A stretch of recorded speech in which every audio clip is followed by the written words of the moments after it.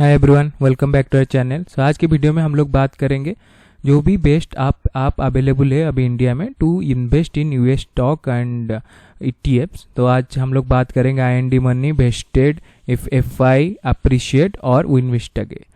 तो पहले चलो बात करते हैं आईएनडी मनी का। I think most of you know it's so popular INDmoney. So यहाँ पर आपका ये स्टार्ट हुआ था 2018 में, और यहाँ पर अगर आप देखोगे ब्रोकर यहाँ पर दोनों ही है, ड्राइव वेल्थ और अल्पा का।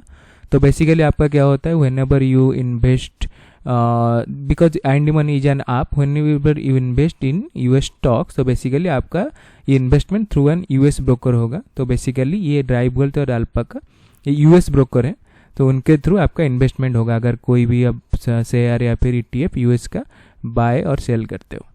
तो अगर यहाँ पर आप देखोगे अकाउंट ओपनिंग फी 0 है, कुछ भी नहीं देना पड़ेगा, और एएमसी भी मेंटेनेंस चार्ज भी आपका 0 है।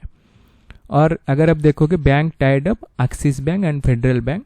सो फायदा ये है बैंक टाइड अप का किसी भी ऐप में, तो आपका जनरली आप जब रेमिट करते हो INR to any of the foreign currency, तो आपको क्या होता है ना, आपको कुछ बैंक के चार्ज देना पड़ता है, जैसे 500 to 2500, वो वेरी करता है बैंक में। तो बेसिकली अगर ये टाइड अप होता है किसी भी ऐप के साथ, तो बेसिकली वो चार्ज आपको देना नहीं पड़ता है, तो आपका बहुत सेव हो जाता है ऑन द रेमिटेंस साइड। तो इसीलिए अच्छा है कि बैंक टाइड अप है इसके साथ। तो नेक्स्ट अगर आप देखोगे प्लेटफॉर्म फी, तो यहाँ पर आपको 0.75% ऑफ डिपॉजिट आपको देना पड़ेगा। सो लेट्स से 20,000 आप वॉलेट में लोड कर रहे हो अपने बैंक अकाउंट में, तो जब अपने वॉलेट में लोड करेगा यूएस वॉलेट में, तो आपका 0.75% ऑफ 20,000 आपको एज ए प्लेटफॉर्म फी देना पड़ेगा। और ये मैक्सिमम 1000 का कैप है, सो मैक्सिमम आपको 1000 देना पड़ेगा।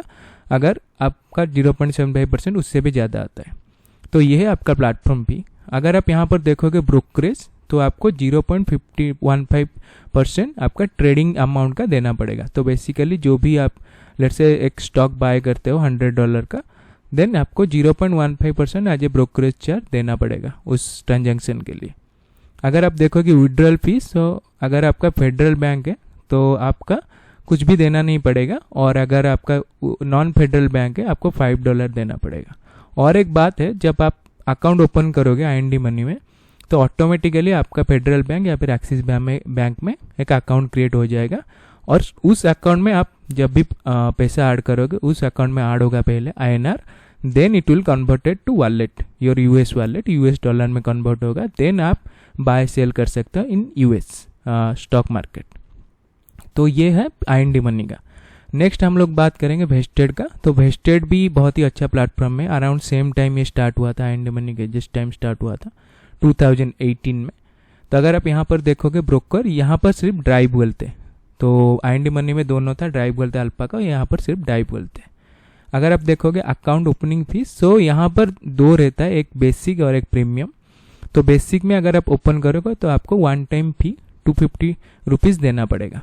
अगर आप यहाँ पर देखो एएमसी कुछ भी नहीं है, 0।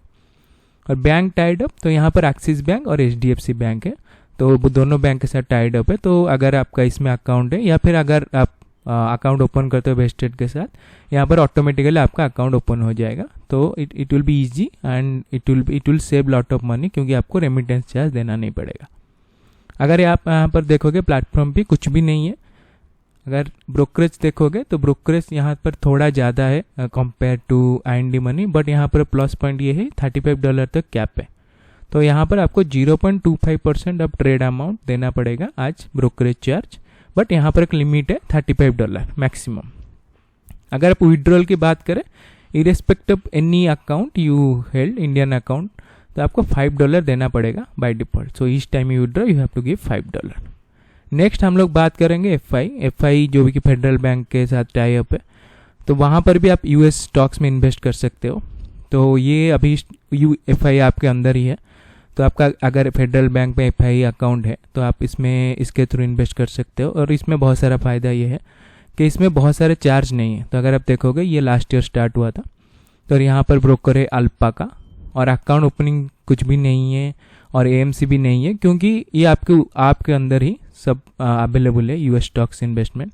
और bank tied up obviously federal bank, क्योंकि एफआई फेडरल बैंक के साथ ही टाई अप है। प्लेटफॉर्म फी कुछ भी नहीं है, अगर आप देखोगे ब्रोकरेज भी कुछ भी नहीं है, और विड्रॉल फी भी कुछ भी नहीं है, सो सब जीरो है। तो नो चार्ज, बेसिकली आप फ्री में इन्वेस्ट कर सकते हो, क्योंकि अभी उनका कोई भी चार्ज नहीं है, सब जीरो है। तो अगर आपका FI अकाउंट है तो इसके थ्रू आप इन्वेस्ट करना चाहिए, क्योंकि यहाँ पर आपको बहुत ही कम चार्ज या फिर जीरो चार्ज देना पड़ रहा है। नेक्स्ट हम लोग बात करेंगे विनवेस्टा की। तो विनवेस्टा की अगर आप बात करें तो ये भी 2009 के अराउंड स्टार्ट हुआ था, और यहाँ पर ब्रोकर आपका है अल्पाका। यहाँ पर भी अकाउंट ओपनिंग फीस जीरो है, AMC भी जीरो है। अगर आप देखोगे बैंक टाइड अप, यहाँ पर कोई बैंक टाइड अप नहीं है।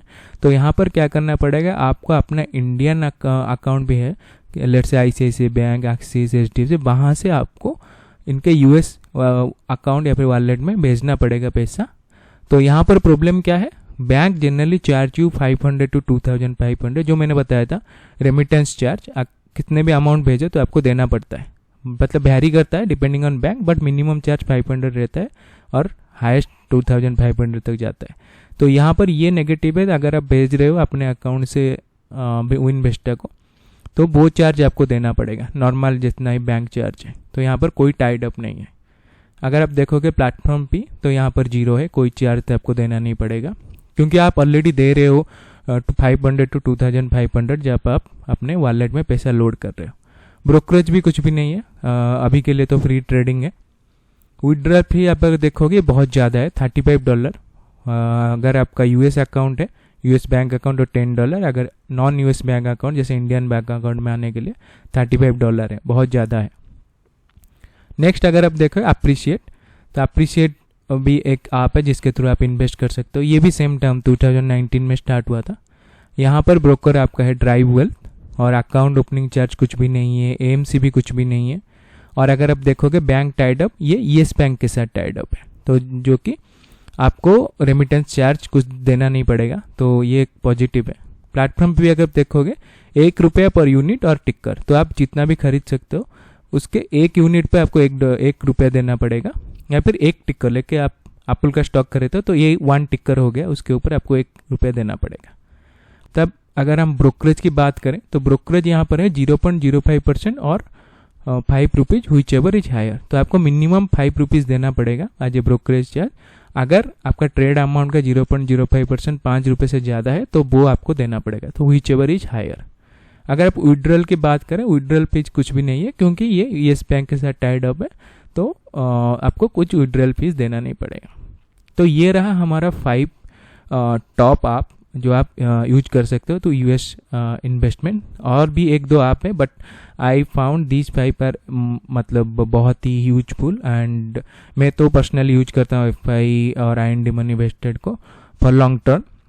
आप भी एनालिसिस कर सकते हैं, but I think IND money Vested अगर FI में है तो FI is I will prefer first. अगर FI में नहीं है देन IND मनी और वेस्टेड दोनों आप चूज कर सकते हो एज ए लॉन्ग टर्म। तो आई होप कि ये वीडियो आपका हेल्पफुल रहा। अगर आपको डिटेल वीडियो चाहिए, let's say IND money Vested या किसी भी ऐप में कैसे आप इन्वेस्ट कर सकते हो, प्लीज लेट मी नो, मैं उसके ऊपर एक लॉन्ग एंड डिटेल वीडियो बनाऊंगा। So please hit the like button and subscribe to the channel. Thank you everyone.